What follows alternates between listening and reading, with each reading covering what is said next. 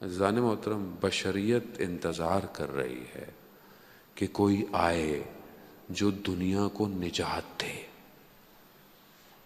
دنیا میں کتنا ظلم ہو رہا ہے، چاہے وہ مسلمان ہو یا غیر مسلم، اس سے کوئی فرق نہیں پڑتا۔ دنیا میں ظلم ہو رہا ہے، کتنے ملکوں میں ظلم ہو رہا ہے، کتنے لوگ بھوکے پیاسے ہیں، کتنوں کا حق مارا جا رہا ہے، کتنی پریشانیاں ویسے بھی ہیں۔ اور اگر خدا نخواستہ یہ سب نہیں بھی ہوں تو مگر آپ کا دل نہیں چاہتا کہ امام آئے؟ کیا میری آنکھیں نہیں چاہتی ہیں کہ دعائے نتبہ میں پڑھتا ہوں متى ترانا ونراقا، کب آپ ہمیں دیکھیں گے اور کب ہم آپ کو دیکھیں گے، کب دیکھیں گے؟ یعنی یہ آنکھیں دیکھنا نہیں چاہتی ہیں کہ ہم دعائے عہد میں ہر روز پڑھتے ہیں اللہم ارنی الطلعة الرشیدہ، کہ وہ درخشندہ پیشانی، وہ چہرہ دکھا، وہ کب دیکھیں گے ہم؟ عزیزان محترم، کبھی ڈھونڈیں امام کو۔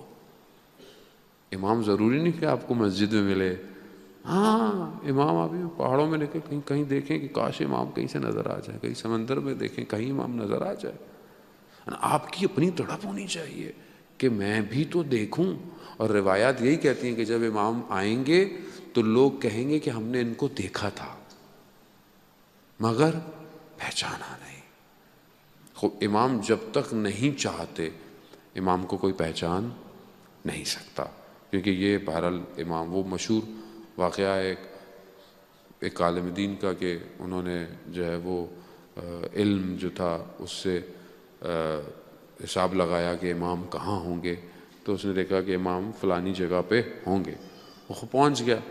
اس نے دیکھا کہ امام جو ہیں وہ ایک موچی کوبلر کے ساتھ بیٹھے ہوئے ہیں، اور وہ امام جو ہے اب یہ جانا چاہ رہا ہے لیکن نہیں جا پا رہا آگے۔ امام نے اشارہ کر دیا کہ آگے۔ اب وہ امام جو ہیں وہ اس کو جوتا اپنا دے رہے ہیں، شوز، اس کو صحیح کرو۔ وہ کہہ رہا ہے میں ابھی کسی اور کا کام کر رہا ہوں، میں نے کسی اور کو ٹائم دیا ہوا ہے، وعدہ دیا ہے۔ پھر اس نے 2-3 دفعہ، اب یہ ادھر سے اس کو، یہ جو ہے اس کو پتہ ہے کہ یہ امام ہے، اب یہ اندر سے نا غصہ کہ اس کو یہ پتہ ہی نہیں یہ امام ہے اور یہ کام نہیں کر رہا ہے امام کا۔ تو وہ موچی نے اس کی طرف دیکھا، اس نے کہا کہ مجھے پتہ ہے امام ہے، اگر میں نے وعدہ دیا ہوا ہے کسی کو۔ تو امام فرماتے ہیں اپنے وعدوں کے سچے ہو جاؤ، تمہیں ہمیں ڈھونڈنے کی ضرورت نہیں ہے، ہم خود تمہارے پاس آ جائیں گے۔ خوب ہم اپنی باتوں کے، اپنی چیزوں کے سچے ہو جائیں۔ لیکن جب میرے اپنے اندر چور ہے، میرے اپنے اندر ایک تھیف چھپا ہوا ہے، میں کہاں امام کو آنے دوں گا اپنے پاس؟ میں نہیں آنے دوں گا۔ عزیزان محترم، روایات میں صرف 313 نہیں ہیں، 313 تو وہ ہیں جو فرنٹ لائن سولجرز ہیں، اس کے نیچے ایک حصہ ہے جو 10,000 ہے، پھر اس کے بعد 15,000 ہے۔ الگ الگ لوگ ہیں، ان کی الگ الگ ڈیوٹیز ہیں، اور بعض روایات کے مطابق جب تک یہ آخری لائن پوری نہیں ہوگی امام نہیں آئیں گے۔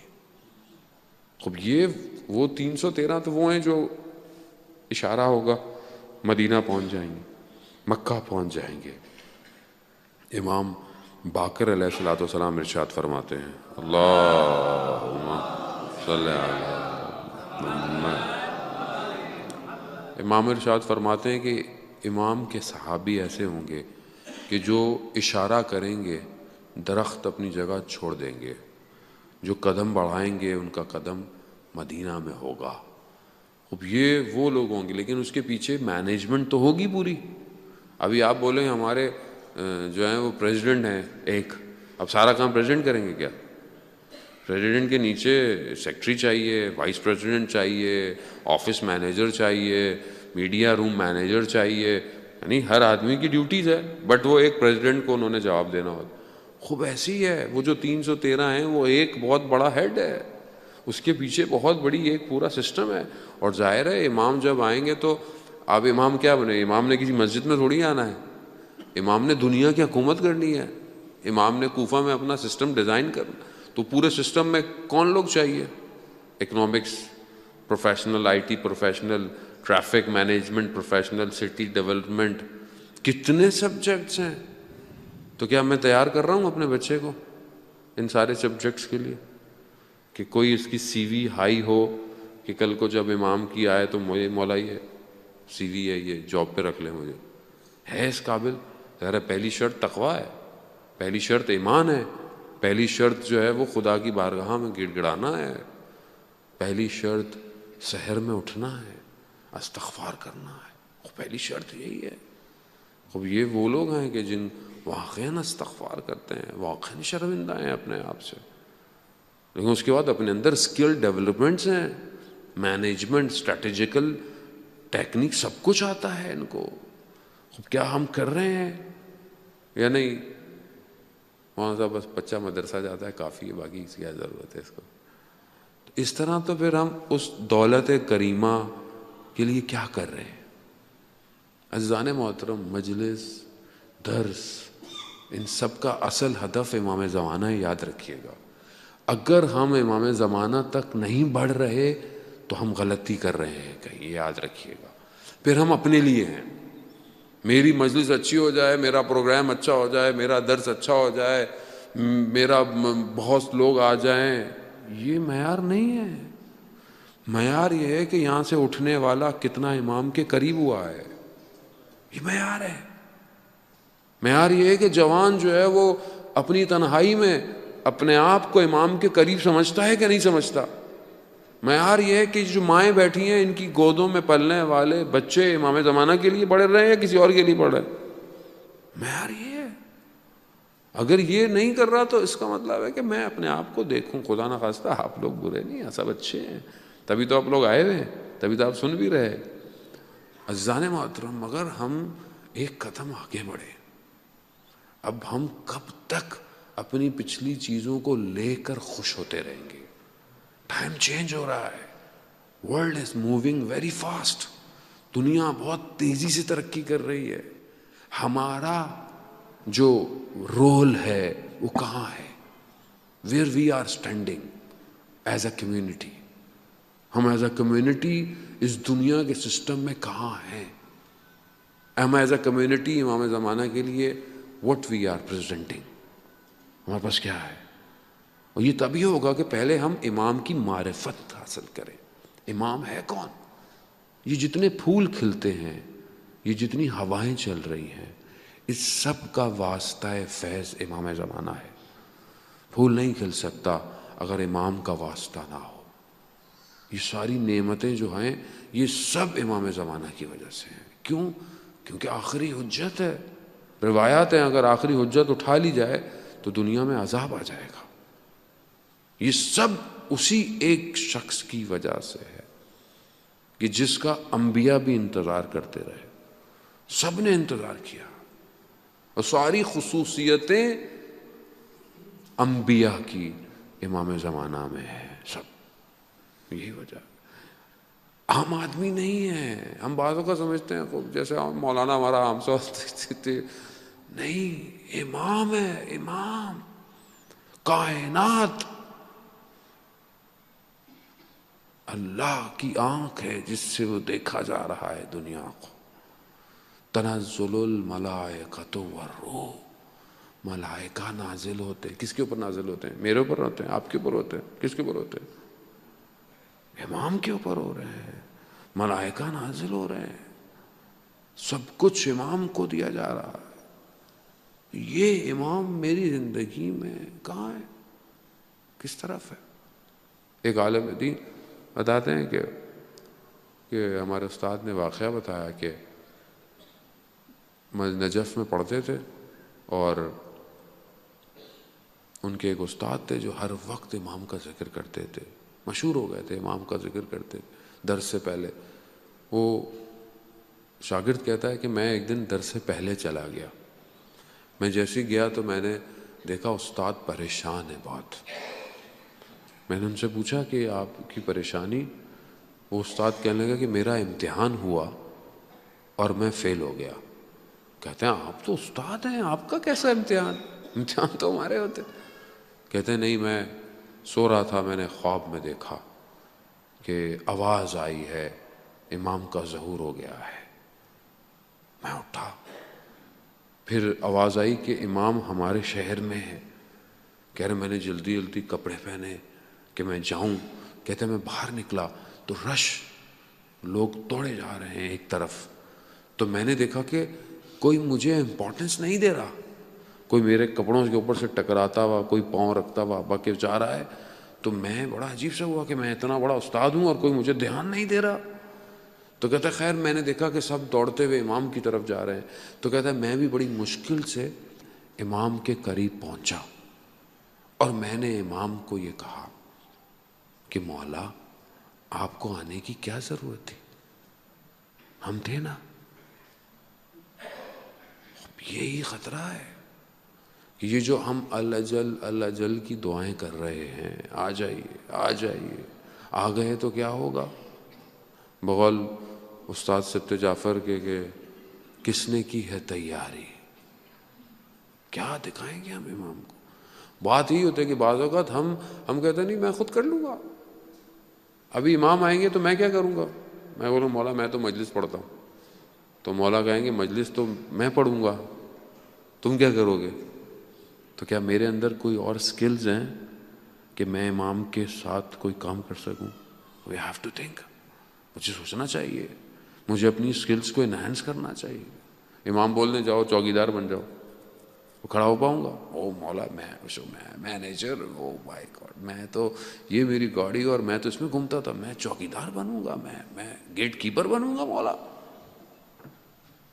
کیا ہے یہ میرے اندر کہ جو مجھے امام بولے میں کر پاؤں گا. مگر جو کربلا میں تھے ان جیسا کوئی نہیں ہو سکتا، مگر انہوں نے راستہ دیا ہے، کم از کم ہمیں ایک راستہ تو دیا ہے. کسی نے یہ کہا ہے امام حسین کو کہ مولا یوں کر لیتے ہیں، یہ کر لیتے ہیں، کسی نے مشورہ دیا نہیں. بس ہر کوئی یہ چاہتا تھا کہ ہمیں بھیج دیں، بس آپ ہر کوئی یہی چاہتا تھا. حضرت عباس کتنے شجاعت، جس کو مولا علی نے سکھایا ہو، مگر کہیں کہا کہ میں کچھ کروں. نہیں، نگاہیں جھکی ہوئی ہیں امام کے آگے. یہی وفا ہے عباس ہے. وفا کیوں مشہور ہے؟ کیونکہ حضرت عباس نے اطاعت کی. مطیع للرسول ہی زیارت میں حضرت عباس کے.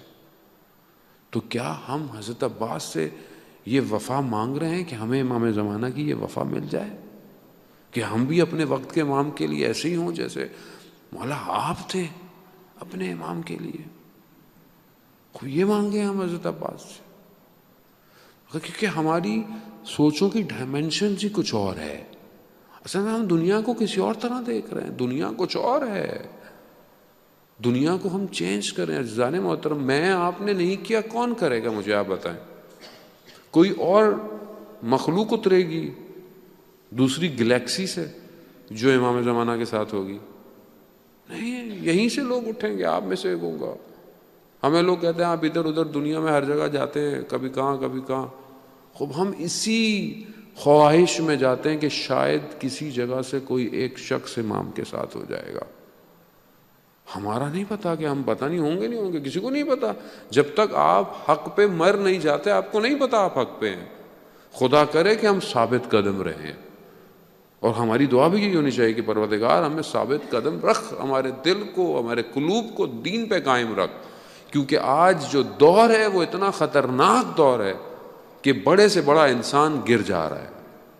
اور یہ آخری ٹائم جسے ہم لاسٹ ایرا، ایپوکلپس، آپ کچھ بھی کہہ لیں اسے، یہ وہ لاسٹ ایرا ہے کہ جس میں چیکنگ بہت سٹرونگ ہو گئی ہے. ہر آدمی چیک ہو رہا ہے. جیسے آپ کافی یا چائے چھانتے ہیں نا کہ جو ہلکا ہوتا ہے وہ گرتا جائے گا. گر رہے ہیں لوگ، گر رہے ہیں.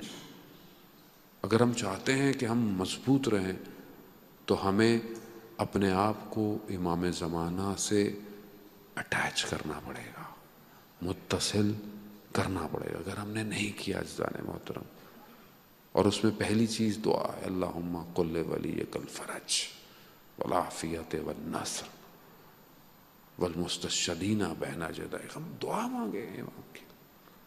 استاد پانایان کہتے ہیں کہ ہم جو دعائے سلامتی امام زمانہ پڑھتے ہیں، مطلب خدا کی سب سے بیسٹ مخلوق کون ہے اس ٹائم دنیا میں؟ خدا کی سب سے بیسٹ مخلوق جس سے خدا محبت بھی کرتا ہے وہ کون ہے؟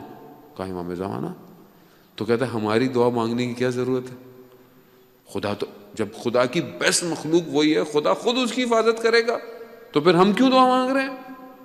تو وہ فرماتے ہیں کہ خدا ہمیں چاہتا ہے کہ وہ تو اس کی بہترین مخلوق ہے، لیکن وہ چاہتا ہے کہ تم بھی درمیان میں آ جاؤ اور اللہ سے دعا مانگو اس مخلوق کی، تاکہ تم بھی بہترین ہو جاؤ۔ ما صلی علی محمد ہم خدا کے لیے کیا اللہم کل ولی حجت ابن الحسن صلواتک علیہ وعلی آبائہ، ہم کیوں مانگ رہے ہیں؟ کیونکہ خدا چاہ رہا ہے کہ تم آؤ، تم بھی آ جاؤ، تم اپنی اہمیت کو تم بڑھاؤ کہ ہم خدا تجھ سے تیری اس مخلوق کی سلامتی مانگ۔ عزیزان محترم، زندگی کا ہم اور غم سب کچھ امام جب تک نہیں ہوں گے ہم کربلا نہیں پہنچ سکتے۔ کیسے چھوڑ دیا سعید نے سب کچھ، کیسے چھوڑ دیا زہیر ابن کین نے، وہاب ابن کلبی نے، حبیب ابن مظاہر نے، جون نے، کتنے لوگ تھے، کیسے آ گئے؟ کہ وہ جانتے تھے کہ یہ جو امام ہے یہی سب کچھ ہے، اس کے بغیر دنیا بیکار ہے۔ آج دنیا میں ہم بولے ہمارے پاس سب کچھ ہے مگر امام نہیں ہے، تو کیا یہ سب اچھا ہے؟ نہیں، عزیزان، ادھورا ہے۔ We are missing. ایک شخص نہیں ہے جسے آنا چاہیے، اس شخص کا نام ہماری دیوار پہ ہو، کوئی فریم گھر میں گھسیں، کمپیوٹر پہ، موبائل میں کوئی ایسی چیز ہو جب ہم دیکھیں تو ہمیں فوراً وہ یاد آئے۔ کچھ ہو ایسا؟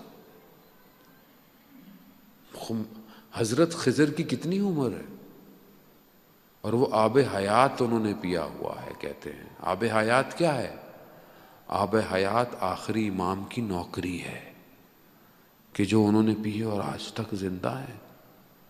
خوب ایک شاعر کہتا ہے میری عمر خضر کی طرح تو نہیں ہے، میں کہاں کہاں ڈھونڈوں یا امام زمانہ آپ کو۔ اور یہی وجہ ہے کہ عزیزان محترم میں نہیں ڈھونڈتا، تبھی میں دور ہو رہا ہوں، آپ ڈھونڈیں۔